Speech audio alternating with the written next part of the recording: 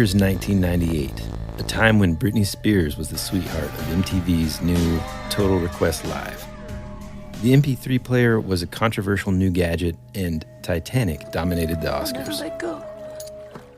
It is important to remember that the internet wasn't the refined, smartphone-accessible Instagram or TikTok social network that it is today. After its launch in 1991, the internet we know now has become more than just an extensive resource. It is now a way to stay in contact with friends and family, a way to keep up to date with the world, a source of entertainment, and the backbone for a number of businesses. Roughly 4.66 billion people around the world use the internet today. But back in 1998, things were very different. In the 90s, there weren't many internet users. In fact, in 1998, only 9% of the households in the world had access to the internet. A shocking statistic compared to the 95% of households who have access today in 2021. With such limited internet access in households, it meant that most internet usage would have had to been done at work by adults in a public library or even in an internet cafe. Library. By 1998, the internet had only existed for 7 years, meaning it was very new and people didn't trust it, probably because they didn't really understand it. Also, Wi-Fi didn't exist. Access to the internet was slow, frustrating, and even excruciatingly painful when waiting on things to load. One evening in July 1998, from the high desert in the great American Southwest, on the late-night paranormal-themed radio show Coast to Coast AM, the infamous host Art Bell read a captivating letter he was sent via fax from a man claiming to be from the future.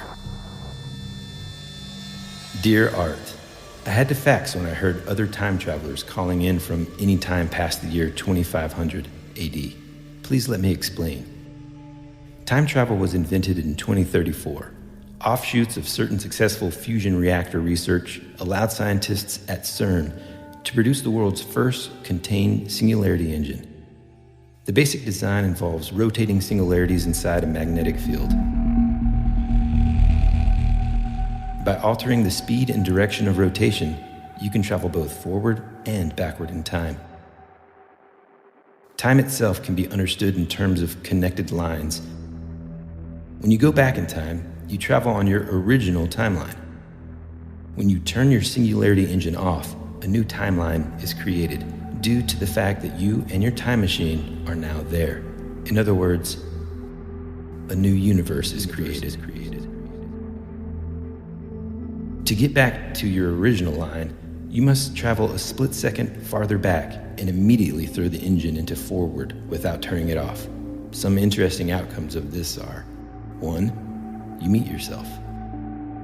I have done it often, even taken a younger version of myself along for a few rides before returning myself to the new timeline and going back to mine. 2, you can alter history in the new universe that you have just created. Most of the time, the changes are subtle. Sometimes, I'll notice car models that don't exist or books that come out late. The oldest one was a skyscraper that wasn't built in a near favorite store of mine in New York. Interestingly, when you travel in time, you must compensate for the orbit of the Earth. Since the time machine doesn't move, you have to adjust the engine so you remain on the planet when you turn it off.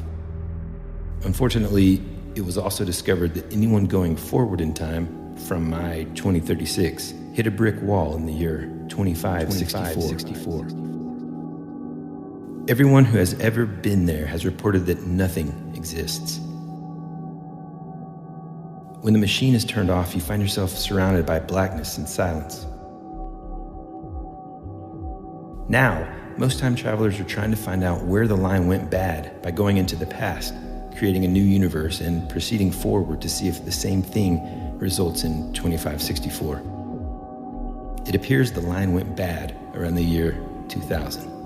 I'm here now, in this time, to test a few theories of mine before going forward. Now, for the future you might want to know about. 1. Y2K is a disaster. Many people die on the highways when they freeze to death trying to get warmer weather. 2, the government tries to keep power by instituting martial law, but all of it collapses when their efforts to bring the power back up fail. 3, a power facility in Denver is able to restart itself, but is mobbed by hundreds of thousands of people and destroyed. This convinces most that maybe we shouldn't bring the old system back up.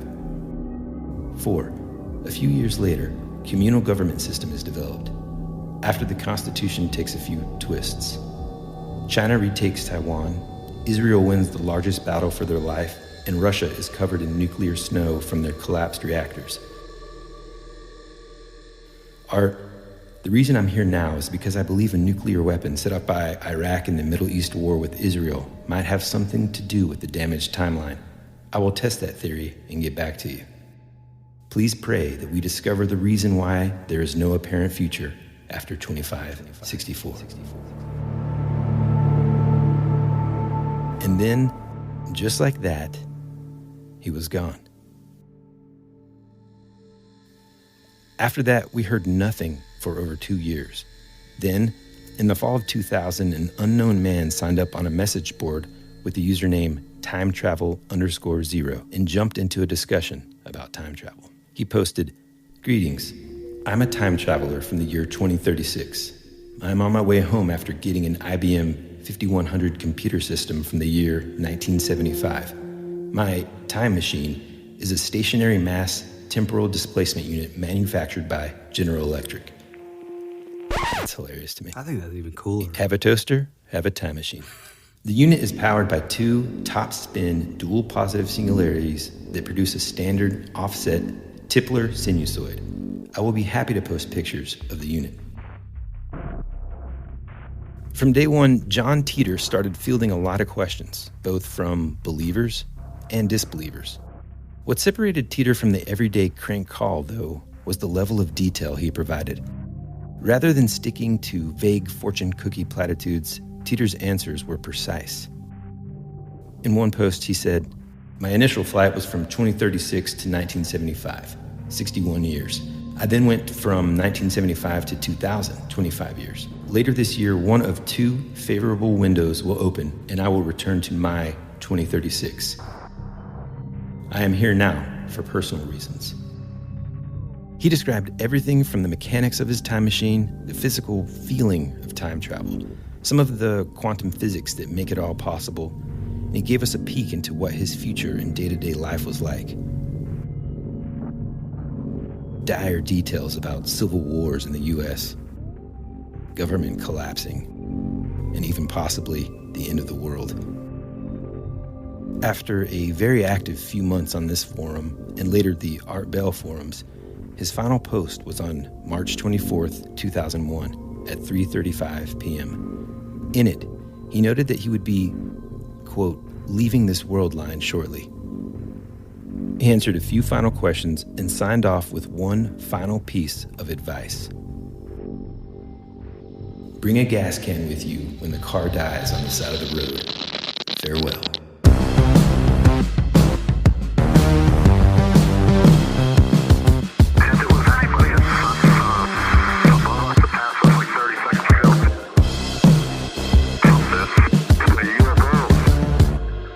Hey, all you time travelers and Art Bell fans. Welcome back to your favorite podcast, That Would Be Rad.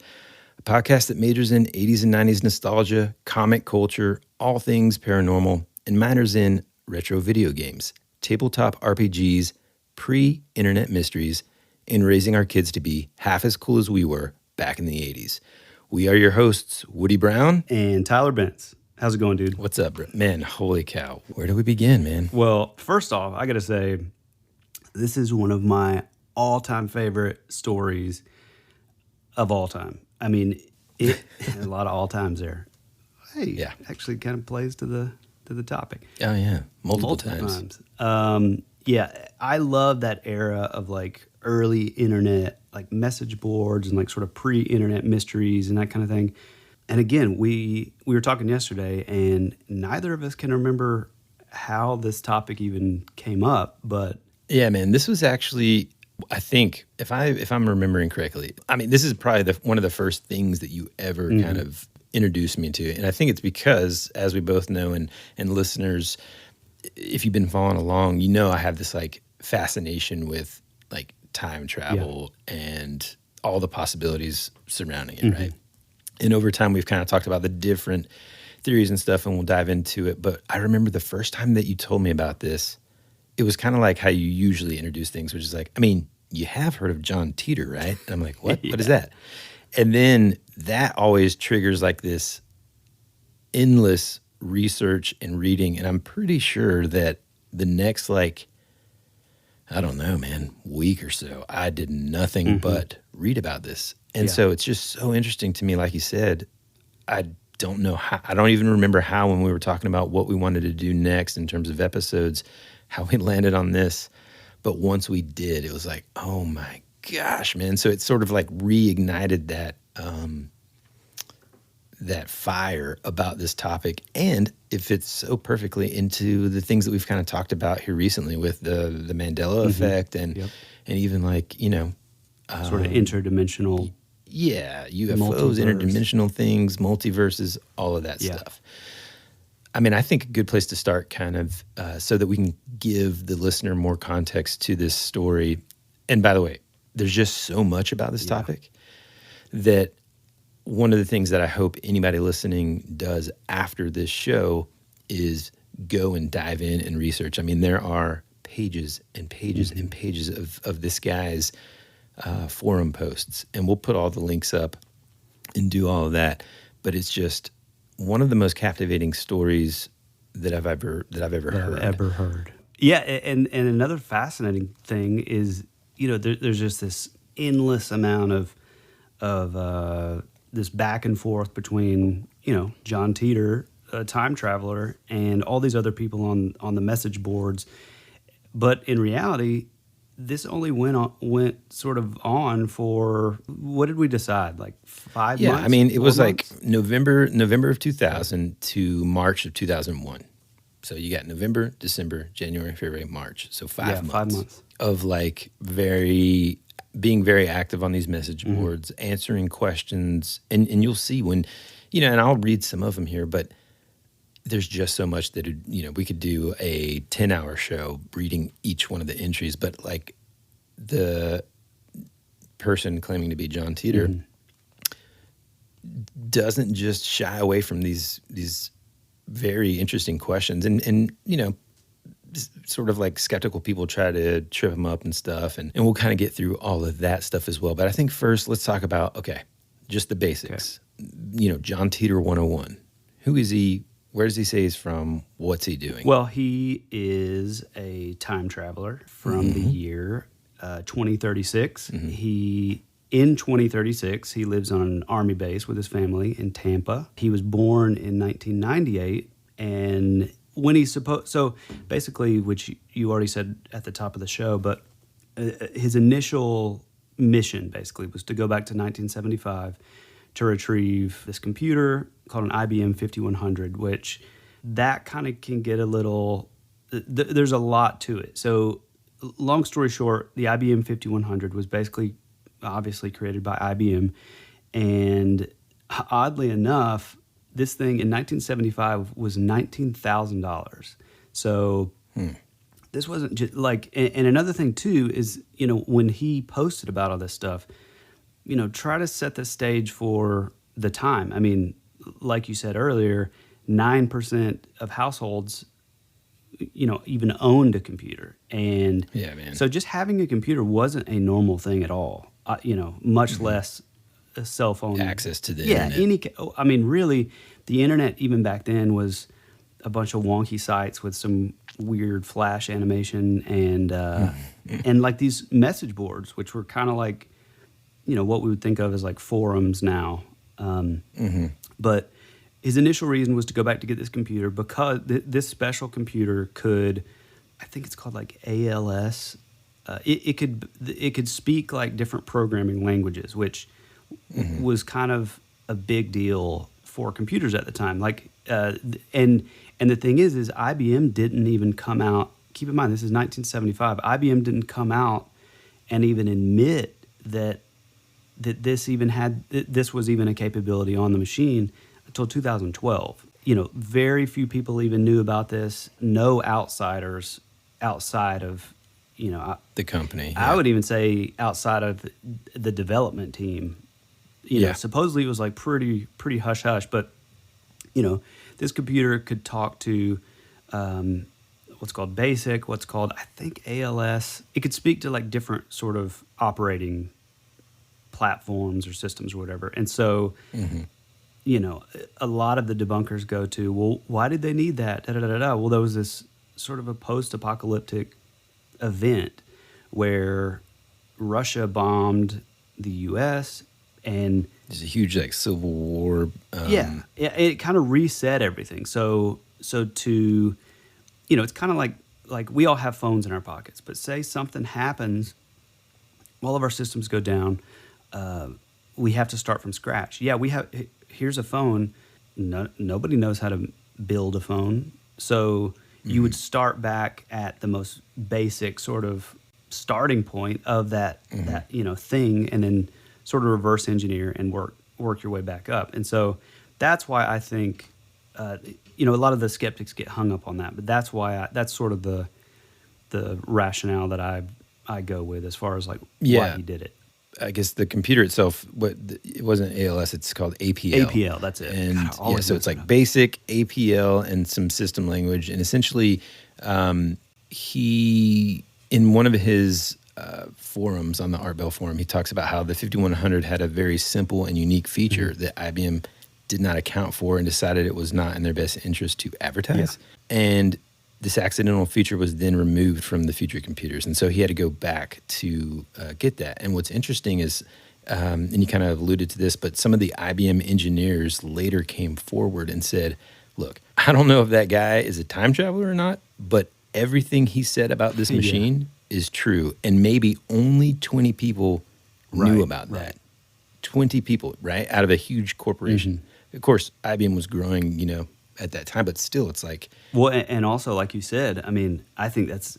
and I didn't know this, but like you just said, I think this is a pretty strong selling point is, they had this capability in this computer, and, you would think, oh, well, this is amazing. Like, this could open doors to, like, many new things, but then they were so, like, hush-hush about it and so...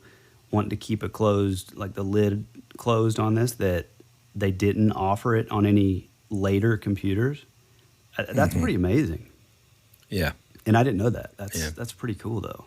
And so he also describes himself, being a soldier as early as like 13, and describes his future as a lot simpler in terms of, so there's like this, I guess, tons and tons of war, death due to disease, and all these kind of like dire things that he describes in one of these posts. But he also describes how, because of that, life became a little bit more simple. People started living a little bit more, like a lot more like rurally. Fudge. Oh, it's usually me who's screwing up that word. Growing their own food, doing that kind of things. I mean, things that kind of, oddly enough, man, kind of parallel what happened over the last year in 2020 because of the pandemic and stuff. Like, people go, especially those early, like, first 5 months of it all. Yeah. People kind of figuring out, okay, well, I've got to figure out something to do with my time. And also, I kind of want to become a little bit more self-sufficient and not have to worry so much about mass production of food and stuff like that, just in case it's hard to find or something, And so he describes all that kind of stuff going on in his timeline. Now, we're going to talk about timelines and stuff. And before we start getting into what his time machine was like and stuff, I think it is probably a pretty good time to talk about like the quote unquote many worlds interpretation. Yep. And another little like quick disclaimer, listener, I and Tyler, we're gonna try to not get too in the weeds on the science stuff. No, we're not. But just bear with us because there are some really intriguing aspects of it all that, man, I really, really, really enjoy. Yeah. And kind of one of the explanations that I heard about time travel in general is one of the best that I've heard ever. So, okay, let's talk about the many worlds interpretation. So it was originally created by a guy named 𝗕𝗟𝗑𝗓 in 1956, okay? And so he proposed something called the relative state formulation of quantum mechanics. And the name many worlds came about courtesy of a 1967 book of physics papers called The Many Worlds Interpretation of Quantum Mechanics, which was edited by a guy named Bruce Seligman DeWitt and Neil Graham, and contained Everett's dissertation. And it kind of and here's a little piece of it. It says, and this is just so cool, man. We typically think of history as unfolding in a line, with paths untaken remaining just that, untaken, and therefore unrealized. By this mode of thought, there's just one universe, and we're living in it. The many worlds interpretation, however, holds that the paths untaken in one universe have been taken in another. That is, that everything that could have possibly occurred has occurred, just not necessarily in the same universe. Each path exists in its own universe, and all of those universes exist simultaneously. And so this is what those initial coast-to-coast AM faxes seem to be describing.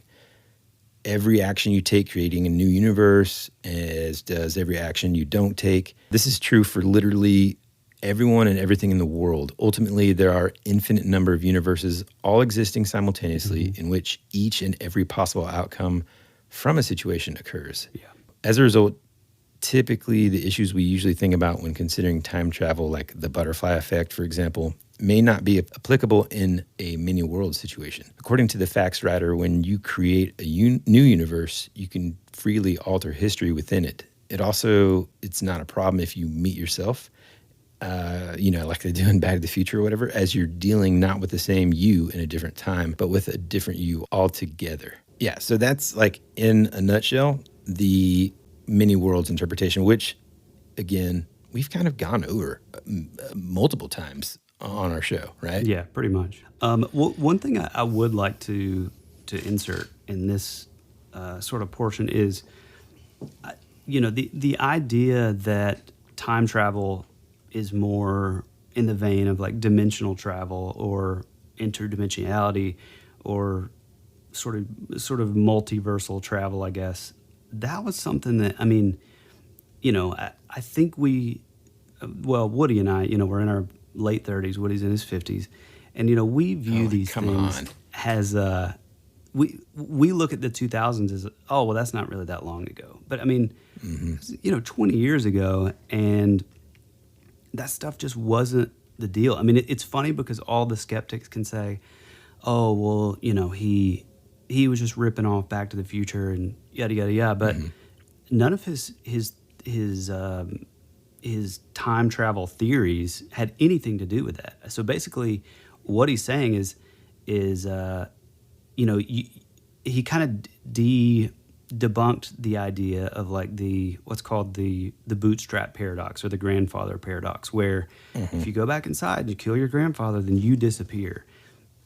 He totally said, no, that isn't the case. What I'm doing is I'm basically jumping into another dimension, next door to our dimension.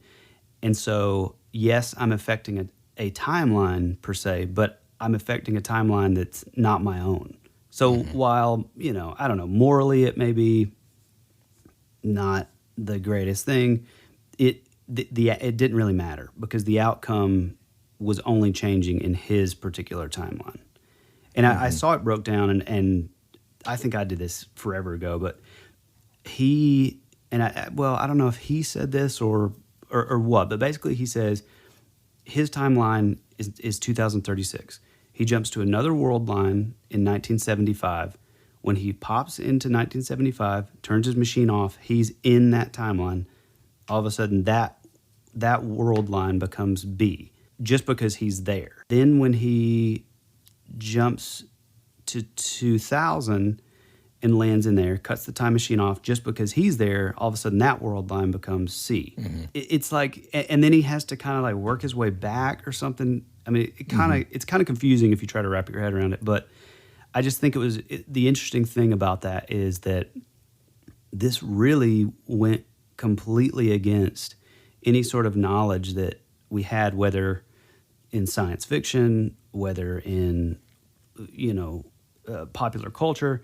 This was kind of a departure, in the idea of time travel. Yeah, because I think we all, especially around that time, and that there are plenty of time travel movies up until then. But the Terminator comes to mind, Back to the Future, of course, and all of those movies kind of hint toward the, like you said, what is it called, the bootstrap? Well, there's one. Yeah, it's like the bootstrap paradox or the grandfather paradox, where if you like confront yourself or someone in your family, you could be, changing, your own future and existence and stuff. And which sorry to cut you off, but I think a lot of that too comes from I think it's a short story. I read it years ago, but there's a Ray Bradbury story called "The Sound of Thunder," and basically this group of people take their time machine, they go back to the dinosaur age. They're told don't touch anything, don't change anything, but they're going to hunt a dinosaur basically, and yada yada yada. Somebody gets scared, they veer outside of the path that they were supposed to be on. They go back to their time machine, go back to the future, and they look down, and the dude has a crushed butterfly on his boot.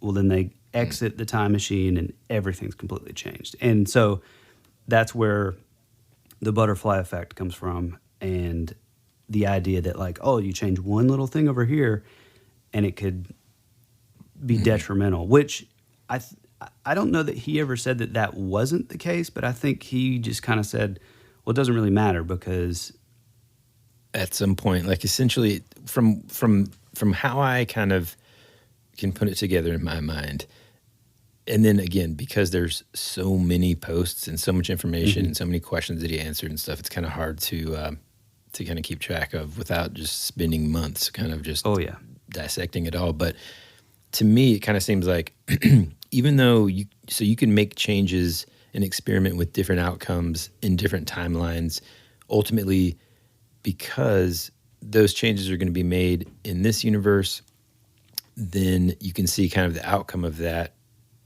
but not have to stay in it. And because I guess like the ethical part about it is like, if you can go back to your timeline, then like, well, I didn't ruin the world because I'm just coming back, and all of us are kind of still there because it's just a parallel of whatever that other existence is. And so it gets a little bit like it makes you a little dizzy when you start to think about it too much.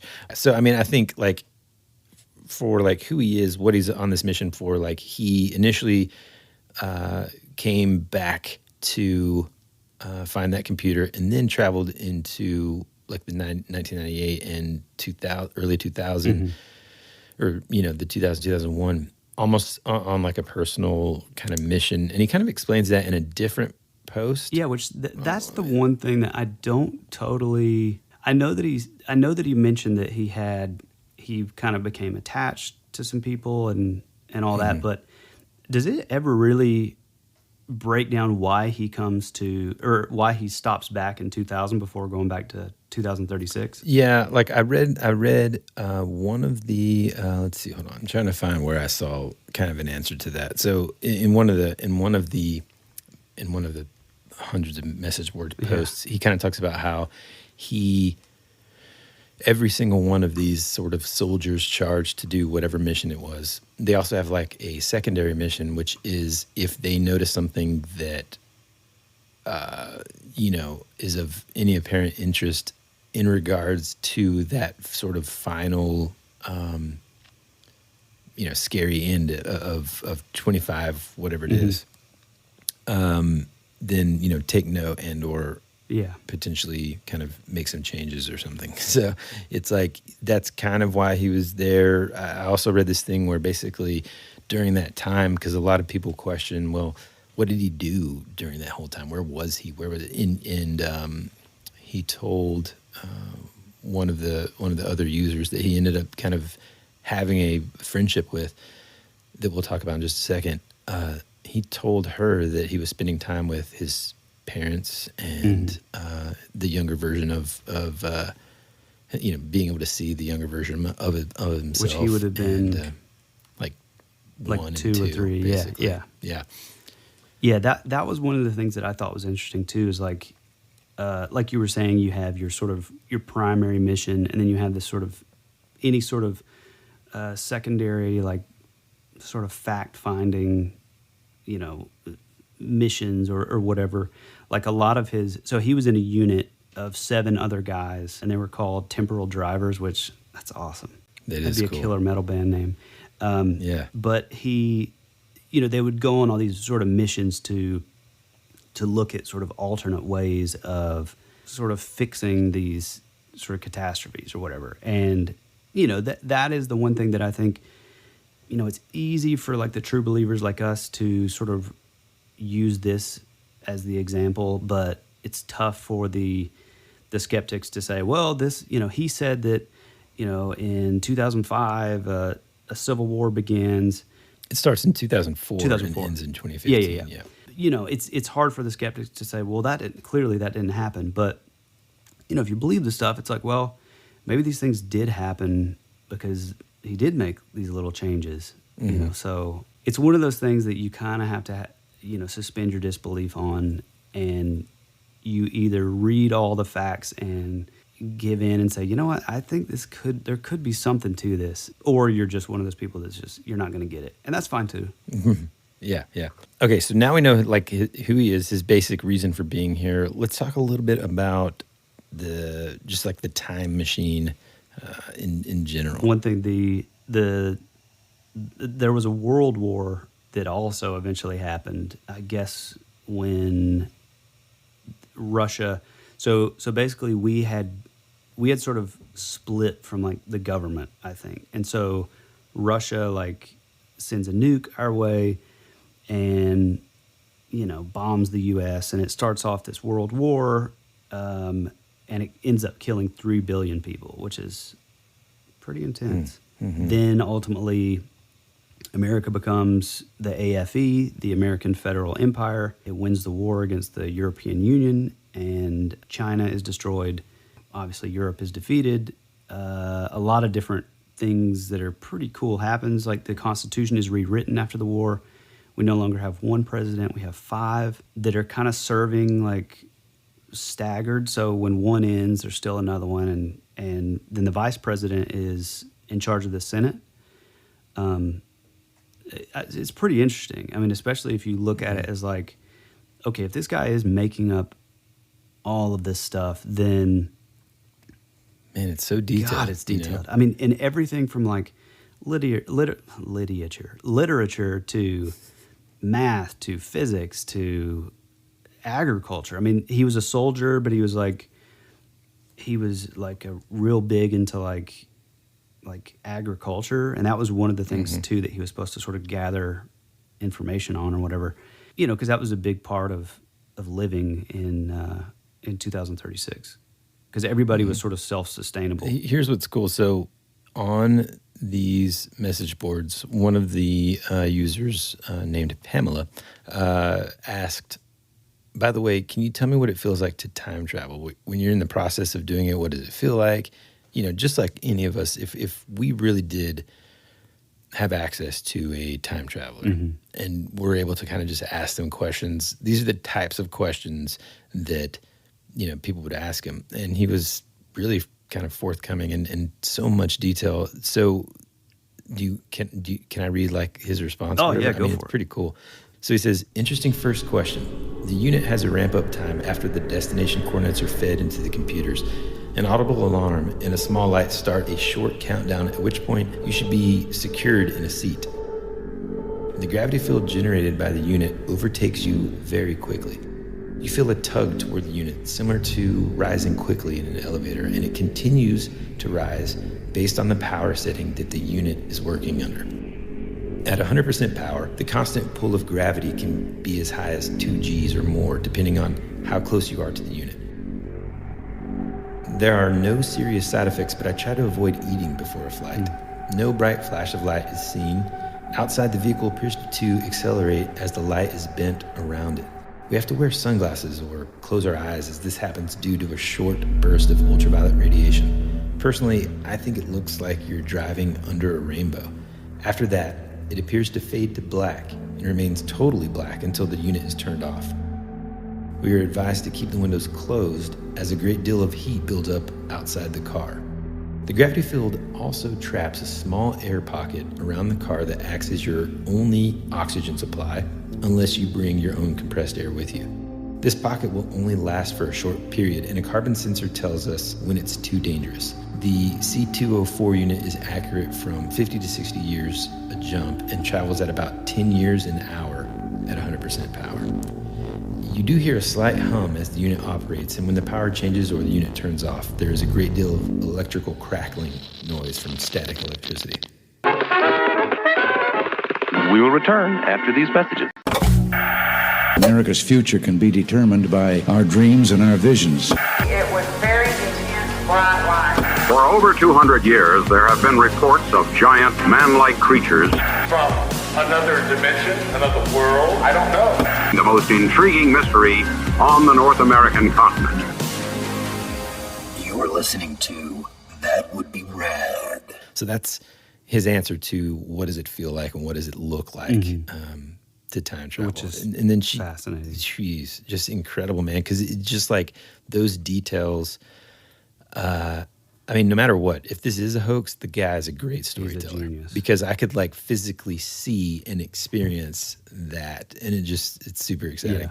Yeah. One thing too that I think is worth noting about this, again, all the skeptics are going to say, well, you have your time machine in the trunk of, and I know it says a lot of places that it's a Corvette, but a lot of like the heavy duty car guys like can't quite figure it out, because some say it's a Camaro, others say it's a Corvette, but this time machine, which weighs about 500 pounds, is kept in the trunk. If you think about it, something being 500 pounds, you couldn't just carry around with you. So obviously having it in the back of a car is the best way to go, because it's mobile. You don't have to lift it up. But the difference is with this and Back to the Future is the car isn't going anywhere. You're just in the car. You don't have to get up to 88 miles an hour and break the time barrier or anything. I mean, you're just in this sort of bubble when the time machine kicks up or whatever. Which, by the way, he did supply, which we'll put these in the notes, but he did supply the cover of the manual, a picture of the time machine, like all this sort of evidence, which a lot of it has disappeared and has gone to the way of history. But which that's another thing that I think we should talk about later is like what happened to all this evidence. Yeah, and kind of like what you're talking about in terms of the vehicle. So one of the posts, someone asks, and I'm guessing maybe because of the weight that he describes of the 500 pounds, someone like point blank, I don't know why they picked this vehicle, but because I own a Jeep, that's pretty awesome. They say, is the vehicle a Jeep? And he says, no, it's a 1967 Chevrolet. Yeah, see, he just says Chevrolet. He doesn't say. Yeah, and so like he talks later because someone else at some point asks why that vehicle. And he basically says that he wanted to pick something that wouldn't necessarily stand out in any point during that time. And if you think about it, I mean, like even now, if we saw some 1967 Chevy that wasn't like, fully restored or something sitting on the side of the road or in a parking lot. Yeah, you wouldn't. It'd be pretty easy to just kind of overlook it. And then so that's part of the reason why he chose that vehicle. Well, also originally he was in a 60, you said 67? Originally, he was in a 67, either Camaro or Corvette, but then later he ended up switching it out to an 80s model. He just says 4x4 truck. Nice. So, that's another thing. Just because, I think he said because it was just more, it had 4x4, so it was more practical. Now, one thing that is important to kind of note that I think is pretty cool, if he was truly a time traveler, there was a sense that he did like ethically want to protect certain pieces of information. Like he refused to answer questions that would benefit, any individuals from like questions about the stock market. And in other words, he didn't want to, create like a 𝗵𝗘𝚗𝚑𝚗 scenario where, ladies and gentlemen, welcome to the 𝗵𝗘𝚗𝚗 Museum. the Cubs win the World Series and somebody bets on that, and yada yada yada. So I thought that was kind of interesting in terms of he was very open about answering certain things, especially details about 2036 and, like you said, the World War III, essentially, that capped off all those years of war. So there was civil war in the U.S., and then towards the end of it all and into 2015, there's like a really kind of bad World War III, and then after that, things kind of tend to sort of balance out. And at some point too, someone asked him, about all that, and he said, it's kind of weird because, how would you feel if you had to, and if you had the knowledge and someone asked you a question and you have to look them in the eye and say, tomorrow, 1 million people die. Well, it's not very comfortable, but his life in many ways, according to him, is a little bit better. People have returned kind of back to just having an interest in other people, being outside. One of the things too that I think is interesting is he had a real distaste for the people of like our generation or our time, because basically we kind of led to all this stuff happening. So our sort of like greed and he kind of goes into a lot of that. Like when people would say, well, who won this baseball game, or tell me what the price of gold is so that I know how to calculate what the stock market will be around this year. And all these sort of questions that are, they're kind of, they're normal questions. Any average person would go to that, but like to him, that was, that kind of like went along with the sort of greed that he sort of incorporated with the people of our time. Oh man, I just got a text from our buddy Christian who said the Mandela Effect episode is going in his top 5. Oh, nice. Shout out to Christian. Thank you, brother. Let's talk a little bit about what the significance is of those faxes kind of coming in and being sent to Art Bell and who he was in his show. So for all of you that have kind of been on this train for a long time, you definitely know who Art Bell is. He's kind of the godfather of like the paranormal, and long form kind of radio shows like Joe Rogan or podcast even. Before podcast and before all that stuff, he was the guy. Good morning, good afternoon, good evening, wherever you may be in God's universe.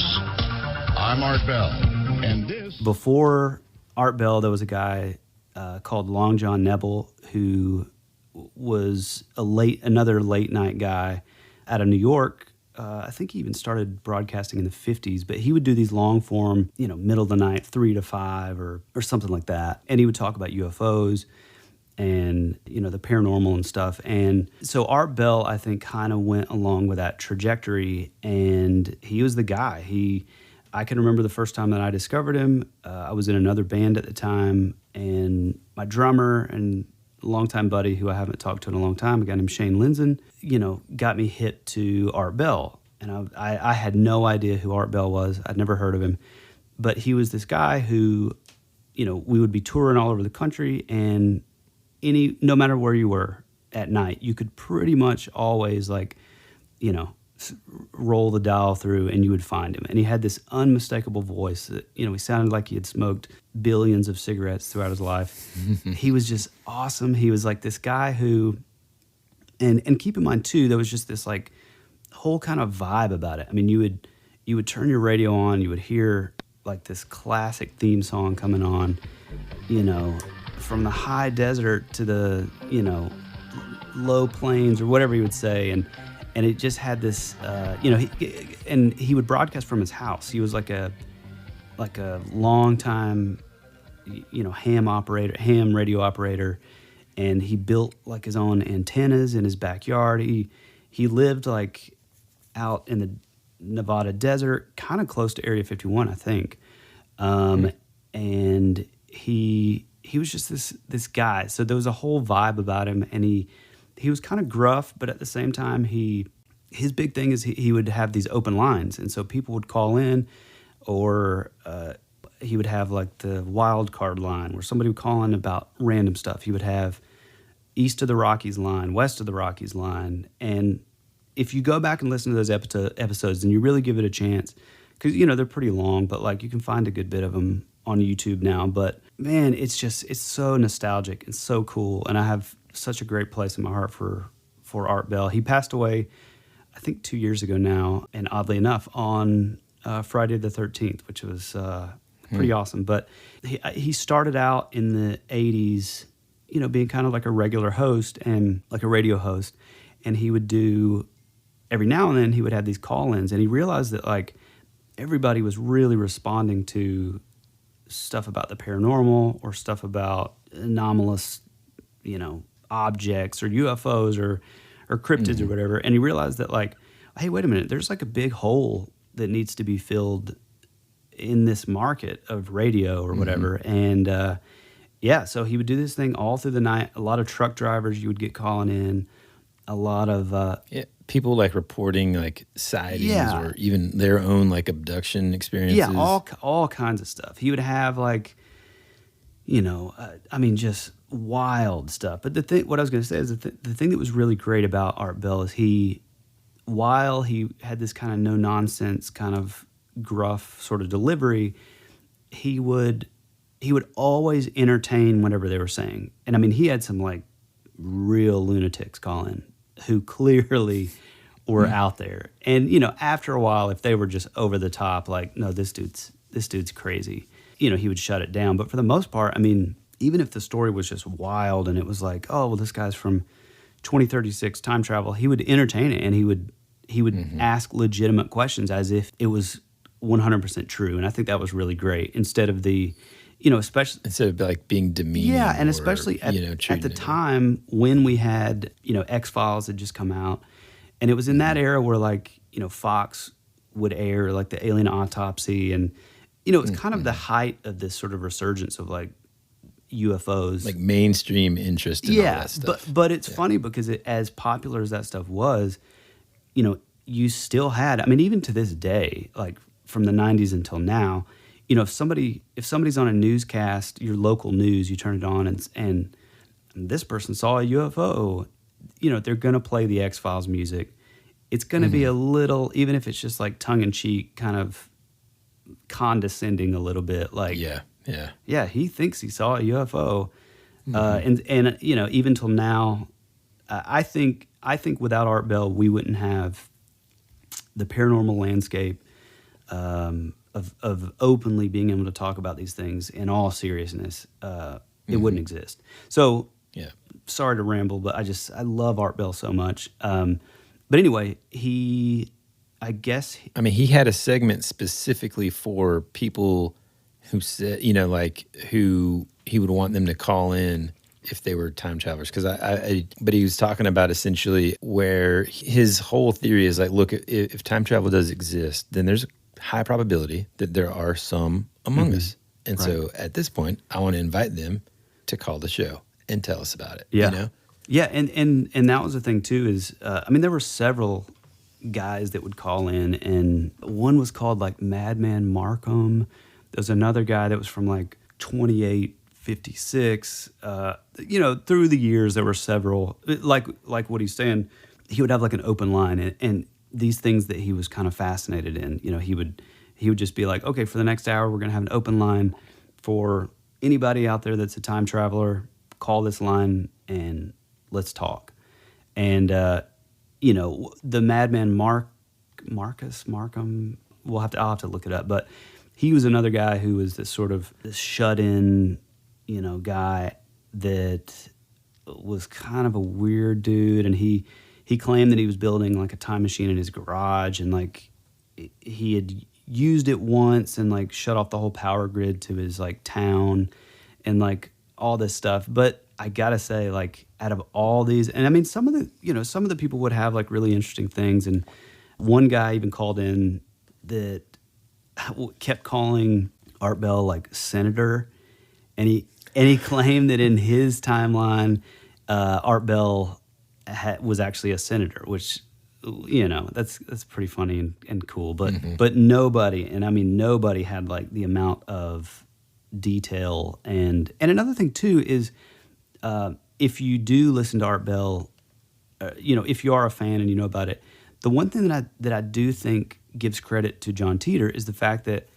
he never called in. He never, he wasn't doing this stuff to like get on the radio or to become famous or to he was so ambiguous and so like under the radar that, I think that gives a little more credibility too, For sure, man. One thing that I do think is really cool and kind of funny, because we were just talking about CERN, is that's what he says. He says in 2020 is when CERN starts playing with the idea of time travel, and it wouldn't be until 2034 that time travel is possible, which is pretty cool and also not surprising at all. Yeah, and totally right in line with what we've been talking about the past couple of weeks, with the Mandela effect and CERN and all that stuff. He also said in one of his posts that in 2036, time travel is it's not a secret, right? It's much more common. The basis of their missions in his 7-man unit, for example, is to go back in time and retrieve certain things, and also, certain things for kind of not necessarily like the rebuild of society in 2036, but in a way kind of like that, Yeah, I mean, a lot of the wording of like his time machine is a lot. I mean, he says, my time machine is a stationary mass temporal displacement unit manufactured by General Electric, which, there's a good chance that your refrigerator is made by the same company. The unit is powered by 2 topspin dual positive singularities that produce a standard offset 𝗕𝗟𝗘𝗓 sinusoid. I will be happy to post pictures of this unit, which he did, which, the thing is, too, and that's another thing. So he sends a picture of the actual thing sitting in the trunk of the car, and that's where the back and forth goes between like the heavy duty car. What model? Yeah, the car. It's like a lot of them are like, no, that looks a lot like a Corvette, and others are saying, no, that's a Camaro trunk.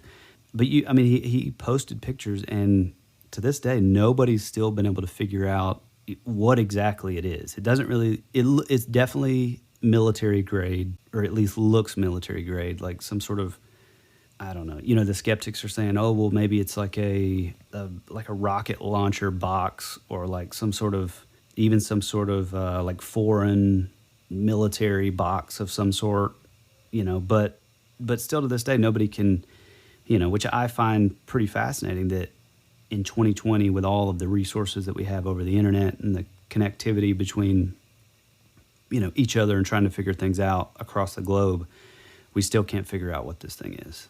And I don't know if you want to get into this yet, but one thing about this is I feel like there's so many sort of like exterior characters, that kind of around it.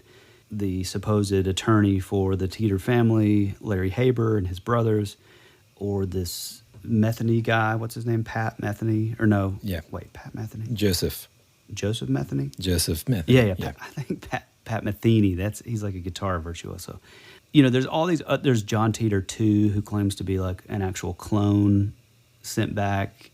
So there's a lot of things that honestly, I think only help kind of shed sort of a shady light on it. I want to get into those characters, especially Joseph, however you pronounce his last name, Metheny or whatever, Metheny. Yeah. I mean, I'll say like the interesting thing about the machine itself, like we've said earlier, it's like 500 pounds or whatever. This guy in 2004 actually kind of reverse engineered everything based on John Titor's posts, and then basically patented the design in 2004. Wow.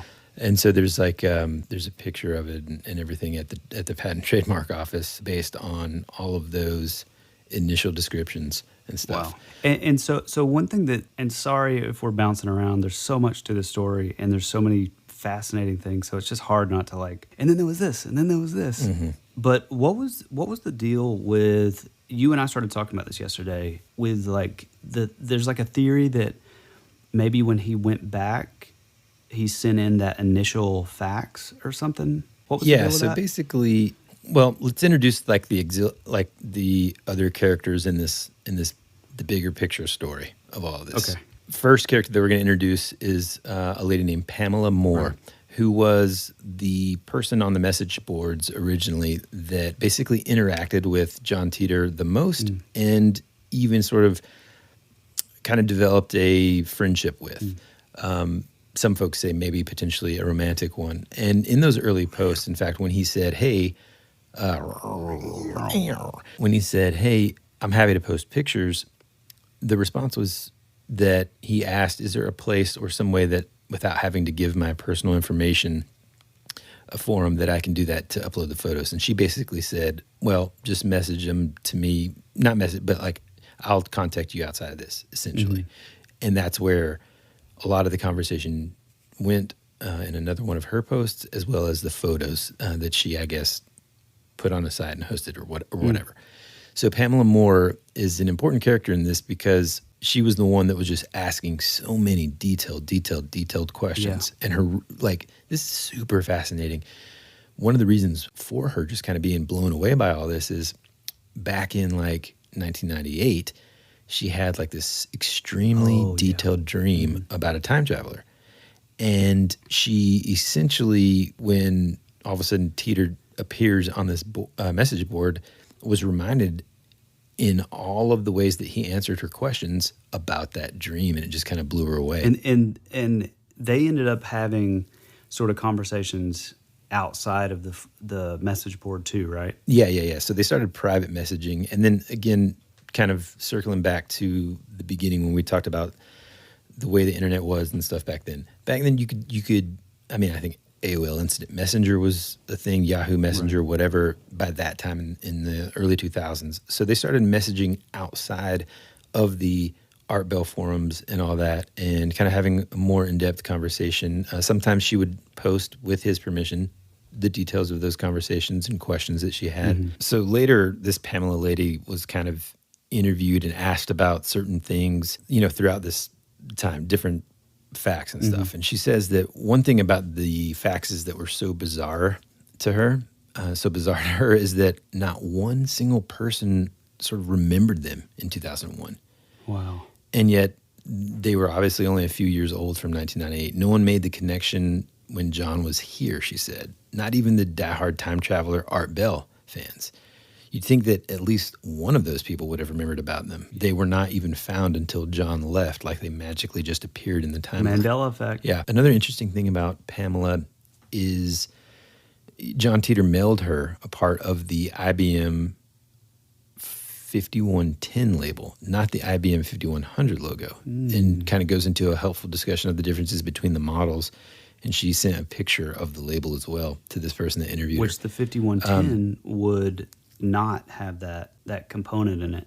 So that's interesting. She also has said that she has an ongoing relationship with the person claiming to be John Titor's mother, Kay, facilitated entirely by this guy who is the next character we're going to introduce, named Larry Haber. Yeah. So Larry Haber is a lawyer, and I want to say it's a contract lawyer or something like that, down in Florida, who's been kind of tied to this whole thing. So there's an organization now called the John Titor Foundation. Very mysterious. No one knows almost anything about it.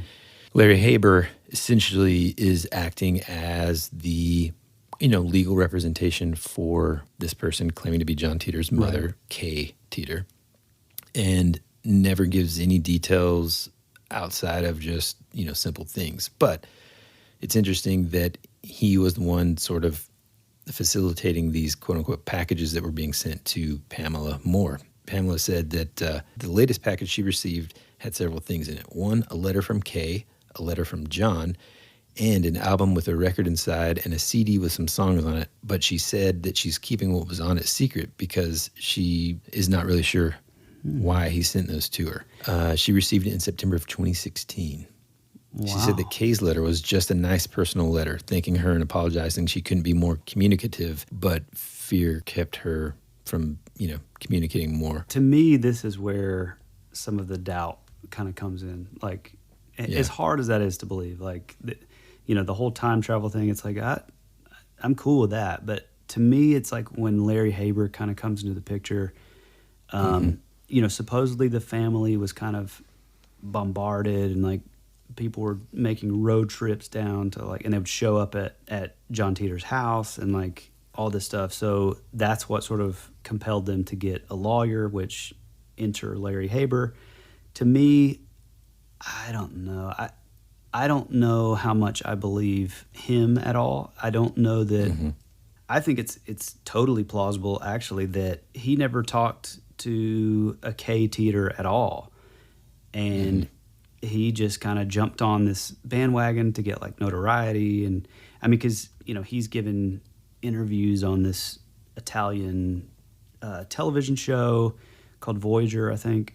And he's doing interviews on Coast to Coast and all this stuff. And I just like the thing about him that just, I don't know, it gives a little distrust is like, he's the kind of guy who he kind of plays off like I don't even really know anything about it. I was just contacted and that's it. It's like, okay, first of all, you're an attorney. So if somebody contacts you, the first thing you're going to do is do every bit of digging you can on the internet to find out about, who you're representing. And so the idea that like he says, the only way that I even knew anything about him is my son was like, oh, dad, you got to check this out.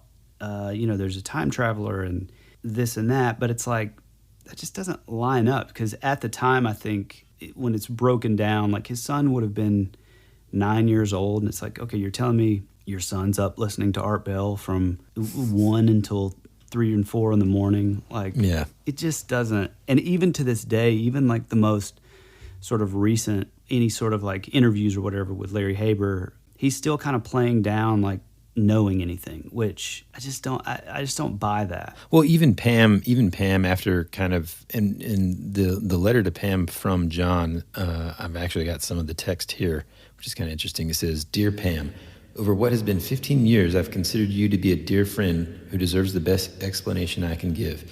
You should know that your efforts played an important role in allowing me a chance to get home." He then went on to explain how he was communicating with more than one, or she was communicating with more than one John, and that other Johns may arrive and they need the post to stay up on the internet as long as possible, which kind of goes into this other section about something else, and I'll talk about that in a second. But Pamela even says that, look, it sounded kind of like the same person that wrote me all those years before, but there was a little bit of a difference. Is that because I'm older now? Is it a different version of John that I'm talking to? But this kind of starts to lead into this other direction of why is it important for things to be online for any John Titors coming to visit in the past. And this is really also another cool thing. I want the listener to imagine that you're going back in time, right? And you've got to leave a message for either another version of yourself and whatever. Right. Now, yes, you could write it on a piece of paper. You could write it on a stone tablet, whatever. But as we all know, things can easily be destroyed, right? Yeah. And so if you were going to leave a message, one of the best ways to do it is, even if it was in the early infancy of existence, in the early days of the internet, would be posting on these forums. Yeah. And so there's this like theory because of this website that was released by the John Titor Foundation. If you go to it, there are all these numbers and like almost like coordinate type data essentially posted. And there's this Latin phrase that, well, first it says 177 tempus edax rerum. That's actually his badge. That's the insignia from his... The insignia is on there, and it says basically... It's like time is the devourer of things or something. Oh, time devours all things. Yes. Yeah, that's amazing. And essentially, it has all these dates from like December 28th, 1999, and it'll say like 2.480. And so there's this like idea that, and it says like, there's one column that's like labeled for John 1, and then another column that says John 2, and it's like, good luck, John. And it's like this theory that basically he has posted these things for himself to find. Like if you just landed in in a time and you're like, what can I do? Let me search the internet. And you search John Titor. You know, if you know that you're supposed to leave some sort of signal or message or data behind to help you get back to your own timeline, that essentially is kind of what this is talking about. And that's a good point, because one of the things that I think is really interesting is at the time, you know, all of the skeptics were saying, oh, well, if this was a real time traveler, and it's the cliche. Same with like UFO, same with Bigfoot. It's like, oh, well, if he's a real time traveler, he's going to show up on the White House lawn. And it's like, no, but it gives a little more credibility that he had the forethought to think, oh, well, the best way I know how to do it, you know, you're going to have the internet, you're going to have search capabilities. So if you put in a name, it's going to pop up. And so I'm just going to put this on this, at the time, you know, this obscure like message board, but which later I think we should bring this up now. One of the things that sort of has thwarted his efforts is almost 100% of all of those files have been corrupted from the original Art Bell site, which is really pretty interesting. And there's also the idea that like, you know, and a lot of people will tie this into the Mandela effect and stuff, but like all traces of this, anything that we're talking about right now, the only reason that we have any of this is because of, you know, people archiving it, people taking pictures of their computer screen of these conversations, message boards, you know, people just back them up and archive the whole thing.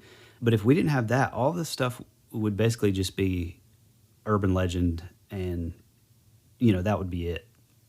So that I find that interesting that, like, you know, if this is all just like fake, then how is it that all of this stuff is corrupted and missing, and, you know, all that. And there's also several things which, you know, to me all roads lead to Mandela effect, but there are a lot of things that you'll find where these old school dudes are talking about, you know, well, he posted these pictures of, you know, A, B, or C, but now those things are missing. Now you can't find those things anywhere, which I find that pretty interesting as well. Yeah. So do you know about this, like, John Titor letter from November of 2009? No. Again, this is a letter that was released by the John Titor Foundation. Which, hold on, let's just say this too. The CEO of the John Titor Foundation is Larry Haber. Mm-hmm. Continue. Yeah. All right, so here's the letter. It says, "Greetings. I am the man you know as John Titor. Correction. I am one of the men you know as John. Yeah. In 1999, I was the second to arrive on the same world line as the other man you know as John. It was I who wrote the posts in November and January. When I return to 2001, I will write for the final time in March. My mother will release this message to you in November of 2009. The other John wrote the posts in December and February. He too will write his final posts in March of 2001. As I write this now, the date is March 22nd, 2009, and the divergence is 1.941. This is not the first time I've been in your future. I was here before writing the first post in 2001. I tried to warn you. I tried to wake you. As time passes, I fear you will witness the transition from your apathy and dependence to your children's fall into bondage. I feel sorry for you. You will not know the peace and freedom I will have when I return home. In spite of my efforts, the war that gave that gift to me may come to you much later. To prove to you who I am, a friend will corroborate the significance of the musical group, the B-52s. I'm sorry about the strife and difficulty you have had these past few years. It was required. As I said, after 1975, when I arrived in 1999, there was already another John there. The two of us devised a plan to return to separate world lines. The plan required that each of us travel to different time periods between 1998 and 2009 and take measurements with our displacement machine. We had to find a way to communicate these measurements in a way that would last and could be easily found later. I traveled to 1998 first and left the first fax with Art. The other John traveled there later and was able to find my fax. He then left the second fax. As the plan is now progressing, we were able to use the internet. The posts we made and will make are a foundation we will need to get home. In each month, we will post the measurements we had made in various time periods on different world lines. Every time someone posts about John Titor after 2001, they will become more permanent and easier for me or another John to find. If the other John or even another John ever arrives in your future trying to get home, he will now see the numbers he needs in these posts. If he were here to hear this message, he will know what to do.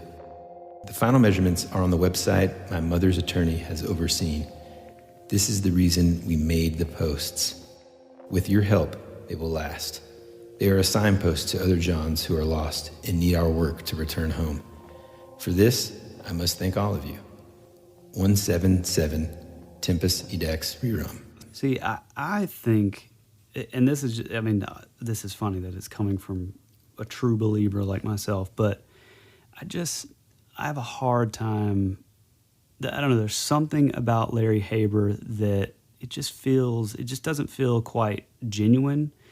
And I feel like also if, like, I don't know, I think the original John Titor stuff that was talked about in those message boards, I feel like if all this were so important, then why didn't he go into like, oh, there's multiple Johns and there's this and that? Like, I feel like none of this stuff sort of opened up into this whole other thing until it basically started coming from Larry Haber. And then secondly, you know, the only sort of interaction we have with John Titor's family is directly from the mouth of Larry Haber.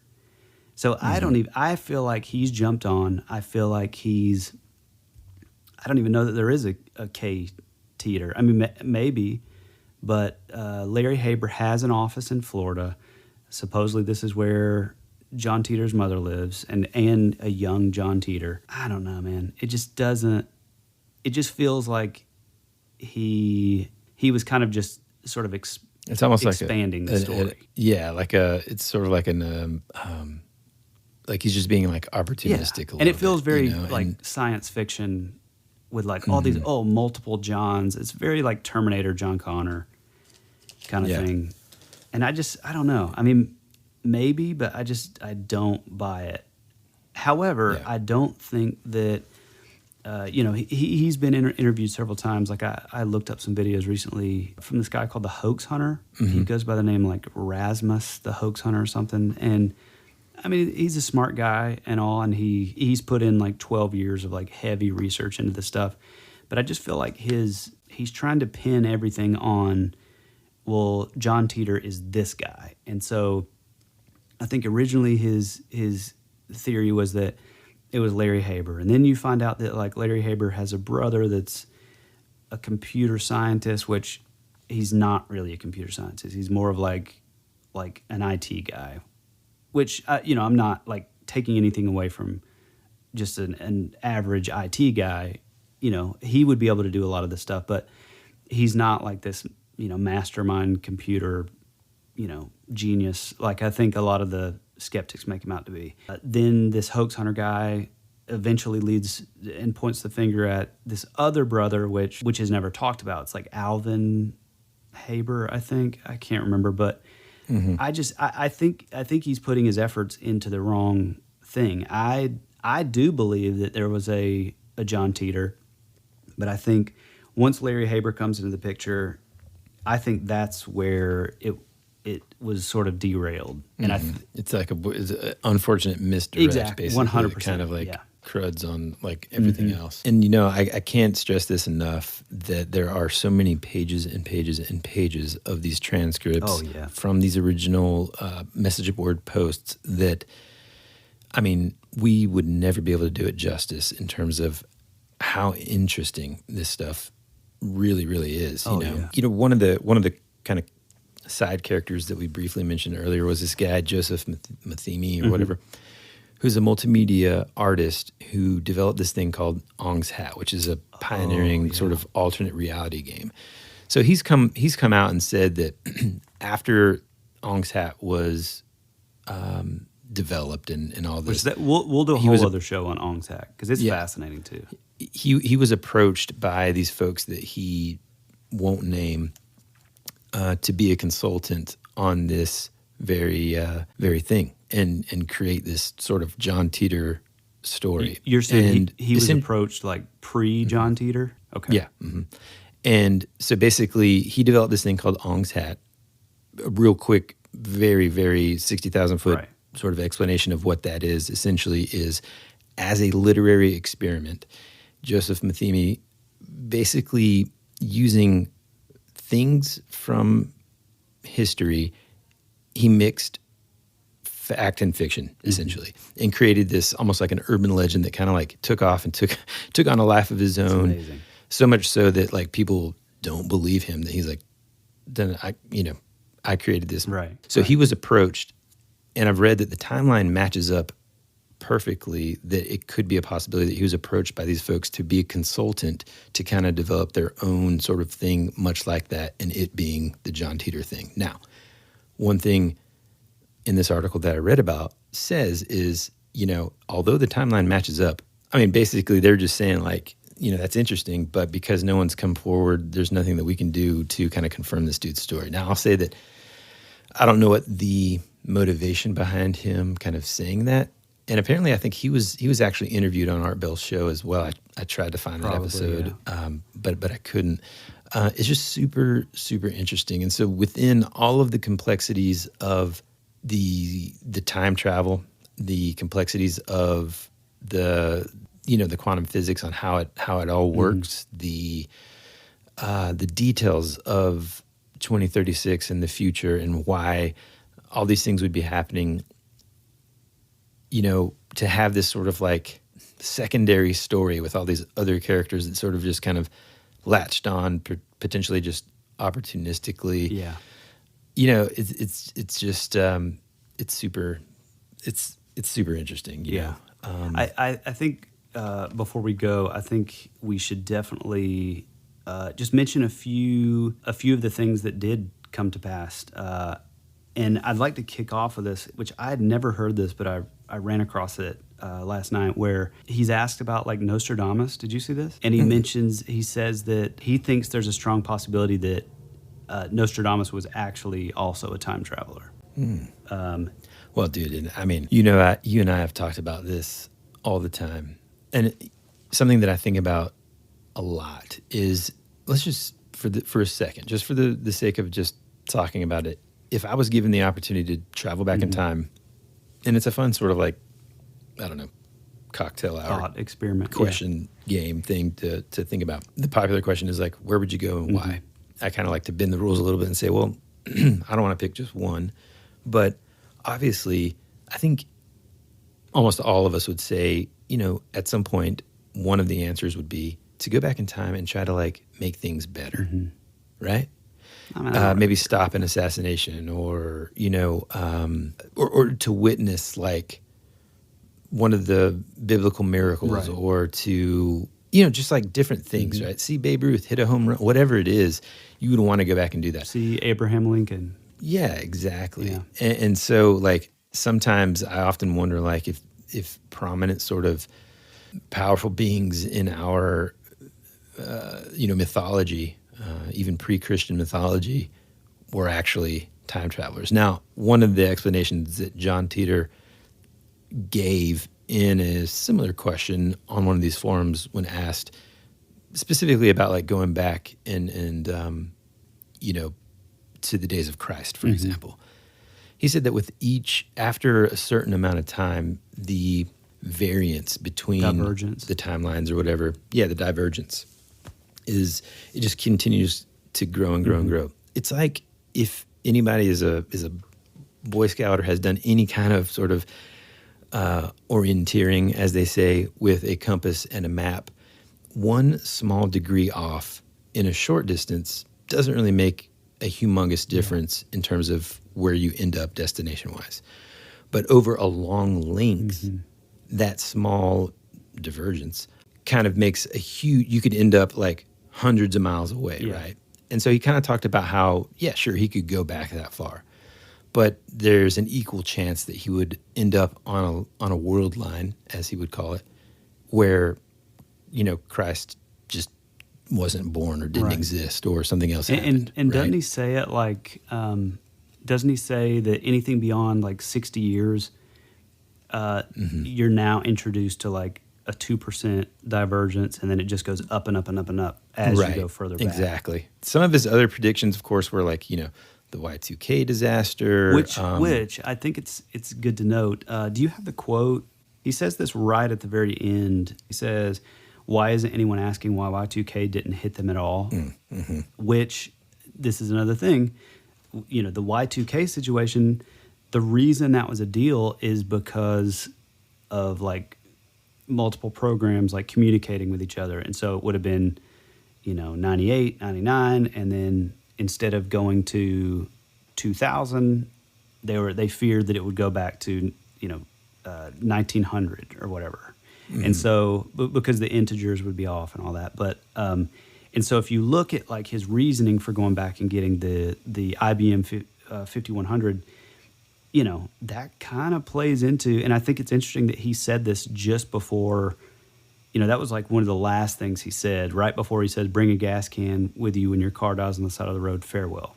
Mm-hmm. And so, I think, I mean, who knows? Maybe because of that computer, maybe that was part of the reason that he landed back. Yeah, I mean, there is speculation that whatever he potentially did in 75 may have stopped Y2K for us. And he kind of, in one of the Art Bell forums, kind of talked about that in a way when he said, like, would I be any more believable if I told you I had just stopped a horrible event and you won't hear about it because it didn't happen? That's a good point, yeah.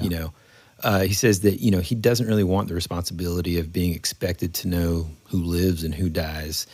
He says, I know it would change me for the worse. Besides, how can you be sure my, quote, inaction now isn't a result of something I've already screwed up and I'm trying to fix it? Yeah. The example of not preventing Pearl Harbor relates to Y2K. Have you considered that I might already have accidentally screwed up your world line? Yeah. So people would kind of get a little bit nasty here and there, and he would, he was rarely nasty back, but would kind of be matter of the fact, kind of like that. And, he described a lot of different things that haven't really come to pass necessarily, but also in a way, a lot of them are close. Kind of hint to, yeah, man. I mean, because like the Civil War in the United States, he says would start in 2004, describing it as having like a Waco type event every month and steadily getting worse, and then the conflict will consume everyone. Which, I mean, that looks a lot like 2020. Yeah, man. And like he talks about like disease and all these other things. And one of the things that he talks about too was the mad cow disease was more of like a pandemic, which this is kind of crazy because now we're starting to see like new evidence that like the mad cow disease and like that is like leading to all these like new strands of like Alzheimer's and stuff, which is pretty scary. Mm-hmm. I did like the idea that I just thought this was super bad that basically he was in a group of what he calls like, in 2011, he joined a shotgun infantry called the Fighting Diamondbacks. And so like after the world is like set back to zero pretty much, it's like you have these communities that are, money is completely decentralized. It's all sort of very community driven. It's not like... It's not like how we view it now. Yeah. But there's just so many cool things about, I don't know. There's so many things like he even talks about Bob Lazar and how a lot of the things that he said lines up to his world line in 2036. He talked about, one of the predictions he made was that our New York City skyline would look different, and in his timeline there were missing buildings. To me, the most amazing thing was the Stephen Hawking thing. What was the deal with that? Yeah, so he basically said at some point that he predicted that Stephen Hawking would kind of come back and recount some of his earlier sort of like hard I'd say limitations. Yeah, like limitations on space and time travel and stuff, which he did. So, I mean, that's another thing too that I definitely want to stress. Many, many, many scientists have kind of gone over the schematics of his time travel device, the explanations and the quantum physics, and all of that. And they say, you know what? His stuff is actually pretty sound. Yeah. So even if it is, again, a complete hoax, not only is it just extremely compelling, and again, you guys are going to get tired of me saying it, but I urge you, instead of scrolling through Instagram or TikTok or watching whatever, we're talking got to go online and find these transcripts, because the descriptions are just so cool. Yeah. And it's funny too, like there are also some like humorous responses. Some people like asked serious questions. Some people were kind of jerks. Some people were just like, yeah, but kind of stuff. But this one guy posted something, and the second I read it, dude, I just started laughing my butt off because I recently saw this movie. So it says, he's talking to him in this post, and he's like, is it possible for you to bump into yourself when you're time traveling? Just saw a Jean-Claude Van Damme movie about that once. I think it was called Time Cop. Whatever you do, don't shake hands with yourself. If you do meet, you melt. Yeah. Well, and his response was, no, you, more plausible than not, you will meet your whatever. And one thing that I did think was really cool, and I think I heard this on a podcast or something, but they kind of went into, this is sort of another, the concept of like the doppelganger phenomenon, where, somebody, I mean, this is like from ancient, way back, they would say, well, if you see your doppelganger, which is basically your double, if you see your doppelganger, it means that you're, impending doom and you're going to die or whatever. But they kind of made the deal of like, or the hypothesis that like, well, maybe seeing your doppelganger is just that. Maybe you're just seeing, and I don't even know if it's necessarily has to be a time traveler. Maybe you're just seeing that other dimension version of you, converging or whatever. Mm-hmm. And I know I promised this earlier in the show, and we've just like, because there's so much stuff I failed to mention it, and I just would be remiss if I didn't. One of the coolest explanations that I've heard based on all of these things about time travel is this. Imagine that you are in an old school barbershop. There are mirrors on, both sides of you there. A mirror on a wall to your left, a mirror on the wall to your right. And you know that effect whenever you look into a mirror and it just kind of like repeats itself, and there's just like an infinite number of yourself on either side. Now imagine that you have the capability to go from the current room that you're in and step into that other mirror, into the alternate, essentially, barbershop, right? Now, what happens with those other versions of yourself? They're a mirror image of yourself, and they're doing the exact same thing. This explanation was just a really cool way to kind of like, without having to get into the quantum physics, kind of just think about it in those terms, and being able to hop into the other timeline and do things like that. It's just, so fascinating. I mean, it's just one of those topics that I just think there's so much to it, but when you start digging in and imagining yourself back in the year 2000, reading these things and just thinking about what you would do if you were a time traveler, like you'd hop into one of these things and be like, okay, I got to tell you about my time. This happened and this happened. And, you know what I'm saying? Yeah. I mean, and also, I know we keep stressing, just how different the landscape looked in 2000 or in 1998. But, I feel like there's a lot of stuff that we've adapted as just the norm in 2020. There's just a lot more people being condescending and jaded, and like, so, we were a little more like wide-eyed and believing and like seeing the wonder in these things, as now it's like everybody's a skeptic. Everybody knows everything because they can Google it. It's just at their fingertips. And, that's something that we didn't necessarily have back then, which is part of the reason that we love these things, and we love that particular time. Like, I know we were talking, we're going to go into a thing called the Mayday mystery. We're going to go into a thing called the 𝗕𝗑𝗏 mystery, 𝗪𝗑𝗓 3301, River City quiet pills. Like, there's all these sort of early internet or pre-internet mysteries or what have you that, they involve a bunch of like Xerox copies. They involve these weird like message board internet, and like these are the things that are fascinating because I think the reason they're so fascinating to us and that we have such a soft spot for them is that it still involved a lot of digging. It wasn't just like, oh, John Titor, I can Google it, and the first thing that the internet's going to tell me is, oh, it's fake, it's a joke, it's da-da-da-da.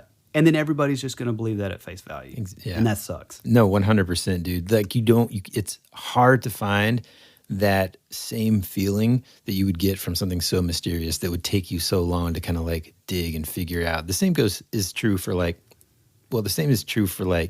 music. We would open up the liner notes of an album and like, all that kind of stuff. I mean, God, I remember being in college, early 2000s, and having to literally drive to another college library just to dive into, their microfiche catalog, and spending hours and hours in the Georgia Tech library for like research. And it was just another time. And it's so fun to kind of like think about that because like you said, like that kind of mystery, well, I mean, frankly, that is what we're hunting. Right, yeah. Exactly. In like just as one of the sort of like pillars of this podcast is having that feeling again and researching and then talking about these mysteries and these cool things so that our listeners can kind of dive in and learn more about them as well.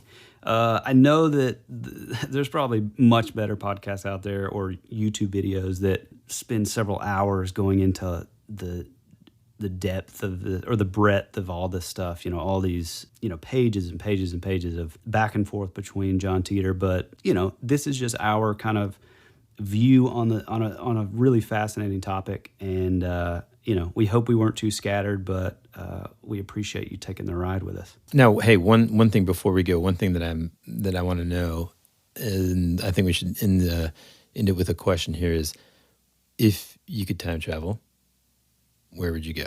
I would go back to the early 80s Marvel Comics bullpen, well, maybe 70s or 80s. I like the Bronze Age, but I would definitely want to be back in what they called the bullpen. It's in a high-rise in New York City, Marvel Comics. All the artists, all the editors, all the writers, they're all just in like one big office. They're all like smoking up a storm. They're all wearing suits and ties, and Stan Lee's over here telling Jack Kirby about this character. Jack Kirby's drawing it. It's just this amazing time. I would love to do that. Okay, well, where would you go? A million places. I would want to go a million places, but I mean, it's kind of like, in a way, you kind of want to go back in time, kind of like in Hot Tub Time Machine. The dude turns it to Motley Lou instead of Motley Crue, and he's like the lead singer. Yeah. That would be kind of fun and cool. But I don't know. There are a lot of times that I want to like I want to go back and just like sort of casually be around when like my parents first met, or watching from a distance. Like I don't know, man, stuff like that. Like kind of those significant things in my life, like reliving those or times that I wasn't born yet or whatever. Which by the way, I think you just saying that made me think of this.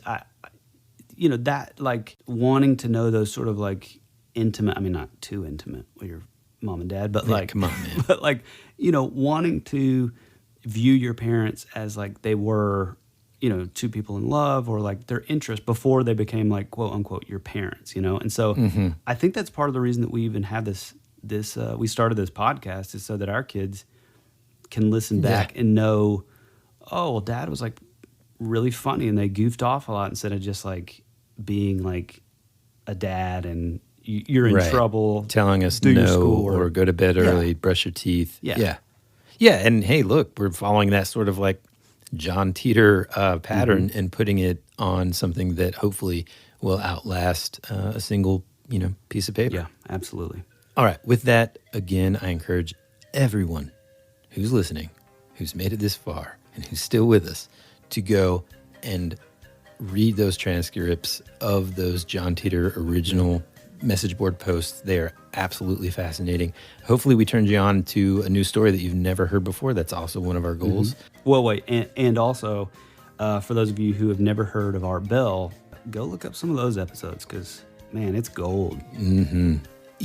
As we say every single week, it means the absolute world to us that you guys come back, interact with us, and listen to our show. Yeah, it is. If you would like to get in touch with us, a good Hey, Tyler, where can people find us? a good place to find us is Instagram. That's pretty much where we do the bulk of all of our social media interactions. If you would like to send some message, you can DM us, or if it's more long form, shoot it to thatwouldberadpod@gmail.com. Like Woody said, we really appreciate you guys coming back week after week. And yeah, you make it all possible for us. So we appreciate you. We love you. And as always, be rad. That's the way it goes.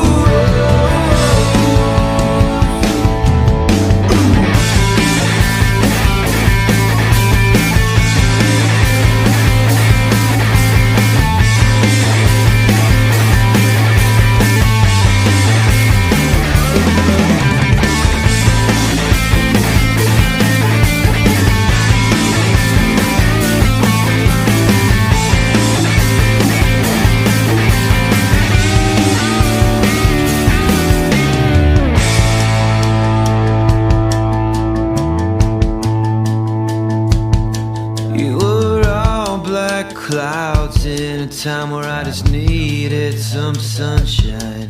You were already dead before you became a ghost.